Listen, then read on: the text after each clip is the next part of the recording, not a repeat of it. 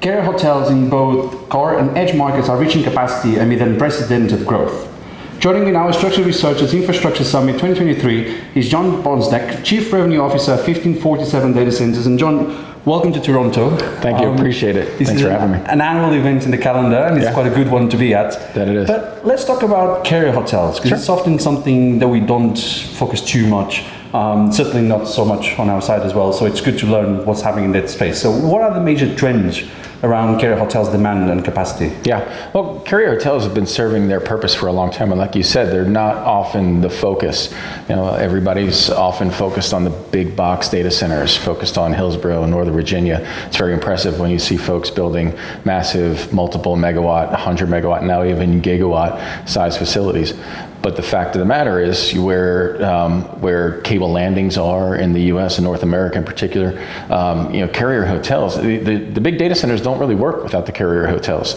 The important carrier hotels in North America that most folks know about, the notable ones are 60 Hudson Street in New York, the 350 Cermak in Chicago, the Westin building. These buildings have been serving as the main interconnection hubs for major markets. Part of our thesis is to own and operate carrier hotels in tier 2, tier 3 markets, because we see the trend as these buildings becoming more and more important as content continues to grow. It's accelerating and there's no end in sight. And the need to distribute content out to the edge is going to make the primary carrier hotels in the tier 1 markets become even more important, and then push more content out and require interconnection out in the tier 2, tier 3 markets. What would you say would be the main tier 2, tier 3 markets that we should be looking at the moment? What's up and coming? Well, selfishly, I could talk about where we are. If you wanted to consider Portland more of a tier 2 market, it's maybe tier 2 plus. That's where we're in the Paddock block there, and that building's been serving as a carrier hotel for 30 plus years. And we've seen tremendous growth there, a lot of it driven by the data centers out in Hillsborough, the cable landings out there, the traffic moving into that market from the cable landings and up to and through Seattle and anywhere out east. Other markets, I think you have to look at the periphery around some of the tier 1 markets, like Chicago as an example, right? Will it continue to serve the markets like Milwaukee, where we are, from 350 Cermak? Well, we see anywhere that has a significant population density, like in Milwaukee, another one, again, selfishly, where we own a property down in McAllen, Texas, where there's a lot of traffic moving into and out of Mexico. Those are going to become more and more important. And anywhere where you have population density in the million plus range, all these markets tend to have buildings that are already serving as the carrier hotels. They're just not really operated necessarily by a data center or carrier hotel operator. They're just populated by carriers, and they have massive interconnection coming into the basement, and carriers are doing their own thing within those buildings. Is there any retrofitting needs when you go into these buildings? And I guess the question that everyone has in their minds, like, how is AI changing those retrofittings? Are those buildings prepared for the AI demand, or are we going to have to build carrier hotels now from ground up? Well, that's part of the reason why we need to come in there and operate them properly, because they're not prepared. Most of these buildings, you'll find that carriers might have populated these buildings, come in and take in office leases. The building doesn't necessarily provide the correct infrastructure that they need. Generator capacity, cooling capacity, UPS capacity, and let alone working with the utility to make sure that there's enough proper power in the building. So those are the things that operators like us will come in and do. We'll bring in the proper systems. Not only does it give us the scale to grow and create new space and new opportunity for those carriers to expand, for content providers to set up edge networks, but it's also more efficient, right? It's not very efficient to have buildings operating on things like using building water or city water to cool your systems, or having no generator or roll-up generators. We can come in, build out the space properly, make the building run more efficiently, and give it more scale and room for folks to grow. So let's say you spot a place that you want to get a footprint built at. Walk us through the process. How do you find a place? What market analysis do you carry on until you actually find the right spot to go into? Sure. How does it work budget-wise, getting the money approved? How does it work into you get tenant clients beforehand? Yeah. Talk us through the process on how to set up shop. Sure. I mean, it's a multi-phase process. First off is identifying the property. We're not just going into a market and picking a building and turning it into a carrier hotel. We're following the fiber. Is there a building where all the fiber already terminates, and what's happening there? How's the building operated? Is it being operated as a carrier hotel? Is there anything in there being monetized, like building points of entry and fiber risers and cross connections and things of that nature? And then we look for, do we have an opportunity to come in there, create efficiencies, and create further monetization day one? What do the customer leases look like? What is the building doing in terms of operating interconnection? Is there an opportunity to come in there and become the interconnection point? And then from there, it's our financial team seeing, does this all pencil out? Is the acquisition price of the building right? And part of it is also, is the utility going to work with us? Can we get the power in the building? Is there space to expand to make possible what our business plan would be for that building? How much, and maybe that's a hard one to answer, but on average, how much does it cost from acquiring to putting the facility to work? And of course, that will vary very much on location. Yeah, buildings are going to, from an acquisition price point, the building is going to range dramatically depending on how much revenue the building is generating.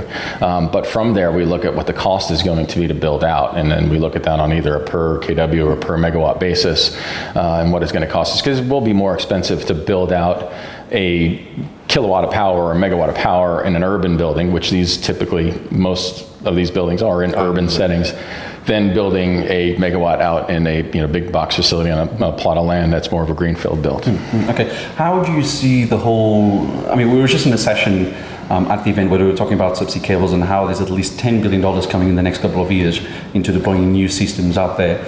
How is it going to benefit you, the carrier hotel guys? How is it going to benefit your part of the industry? Yeah, because there's a lot of fiber coming. I mean, it's a fiber world. There is. We have an eye on a lot of those projects. The new subsea going in and looking at where they're going to land.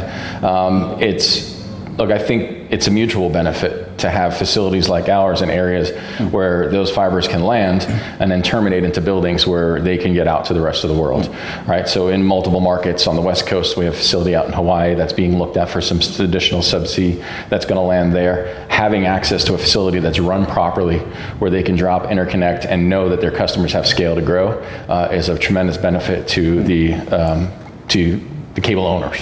Okay, and then looking into the 1547 portfolio, right now you've got about 2.5 million square feet of hosting space that can be utilized. Your current capacity and future expansion and project that you have could take you up to 200 megawatts. So I guess first you have a massive project, I think in Phoenix, with 150 megawatts that you want to put on the ground, something like that. Pennsylvania, that wasn't you, perhaps? Pennsylvania? Yes, Pennsylvania. Yeah. Cheyenne. No. Cheyenne is one of our other facilities. Pennsylvania. Yes. Yeah. So talk us through that project and talk us through future projects, like where you're going to go, and will you stay in the US or will you venture out into overseas? So, bunch of questions in there. I know. No, that's quite fine. So we've been, up till this point of the conversation, we've been focusing really on our thesis of carrier hotels, but we are opportunistic, and we have, with a partner down in PA, we have this opportunity with this 100-acre piece of land with 290 megawatts so far. That's the initial commitment from the utility, where we see what's happening with AI. We see what's happening with the traditional hyperscalers. We know what's happening on the East Coast in particular, with certain markets being constrained in power and the utility not being able to deliver. So having that opportunity, we see it being a great fit to continue to serve the large footprint needs, or the hyperscale needs, or the AI needs, and potentially standing up our own multi-colo, and perhaps even creating another interconnection point on the East Coast in a market like PA. So it's a little bit different than what we're looking at. I mean, it's a greenfield build. It's a patch of dirt right now with lots of power coming into it. But it is on the intersection of long line and metro fiber. So there's a significant amount of fiber there. And there's also some opportunity for renewable energy source as well, with a large natural gas pipeline coming into the property for what the property was doing previously, and that has the opportunity to be converted to hydrogen. So there's a lot of boxes that opportunity checks, and we're very confident that we're going to find the right partner to stand something up for. So we're not going to build on spec on that property. We're looking for an opportunity to build to suit, hopefully something in a 100 megawatt range, and then stand up a multi-tenant ourselves. Just on the renewable energy front, is the energy coming in, or will you be producing something at the site? So there's potential. Well, right now the 290 megawatts I'm talking about is a commit from the utility, so that would be coming in. But with the natural gas and hydrogen opportunity, there is potential to do on-site power generation. Okay, and then maybe too further into the future, will that be able to be, the excess will be able to be sold back to the grid, like a micro? Perhaps. I mean, yeah, that's getting into a little bit of the unknown, but those opportunities are there. All right, that's interesting. What about the overseas part? So overseas part of the question, that we are looking at some opportunities overseas. One in particular in Europe right now, which is more of a greenfield. It's a great opportunity. It is a piece of land with access to power, and it is a renewable energy source. Yeah. So a lot of boxes checked near a cable landing, so fits sort of our connectivity thesis. So more to come on that right now. Don't want to spill too much about it. I don't want to get in too much trouble for what I share. But there's a significant potential for us to be overseas very shortly. Okay, interesting. So John, and then we are in Toronto now, so not too much overseas, close to home. Yeah. But so when we meet back here again at this event, Infrastructure Summit 2024, in 12 months' time, what's the one thing you expect the industry to have done, have accomplished, have transformed, have created? One thing that you think is really going to change things in the next 12 months? Well, I mean, it sounds like a layup to say, but the big buzz right now is AI and what that's really going to do to drive change. For one, the consumption of all of the current inventory and a lot of the future inventory for big data center footprint. But we're starting to see the waves of what it's going to do for the interconnection facilities as well. And we have requests from some of the AI companies directly to set up network nodes into our facilities because, hey, look, it's all content, right? So AI is going to, we look at how many terabytes of data are created today. I'm curious to see a year from now where we are. Is it going to be 2 times what we're doing today or 10 times what we're doing today because of AI? Human nature is you give them the capacity to create content and you figure out new ways to create more. So it's going to be really interesting to me to see how much more content is being created a year from now. And as we all know with content, right? Once you create it, it exists. It doesn't go away. It doesn't get deleted. It has to be stored somewhere. It has to be stored somewhere.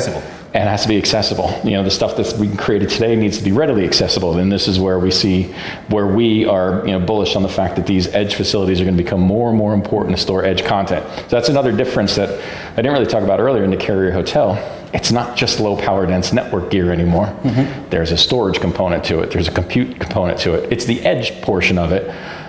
But when an edge network pop used to be in the 2 to 8 kilowatt range, we are now getting requests from content providers to put edge network pops in the 5 to 10 megawatt range network. Yeah. We were having this conversation earlier on. I don't even think we still know exactly what's coming. Of course not. Of course not. A couple of weeks ago, we were at a different conference, and someone was saying, we no longer talk about 100 megawatts, we talk about 200 megawatts. At this conference, people were saying, we talk about 300, 400 megawatts. That's in the space of 2 weeks. Yeah. And some are talking about gigawatts. That's the other thing as well. Yeah. And you see all these new funds launching platforms, and you see new companies launching data center project campuses.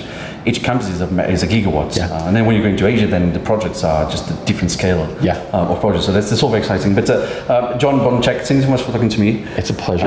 As for your home, thank you for watching. Do check our website and give us a follow on social media for the latest digital infrastructure news from across the world. At the Tech Capital, you lead, we report. Bye for now.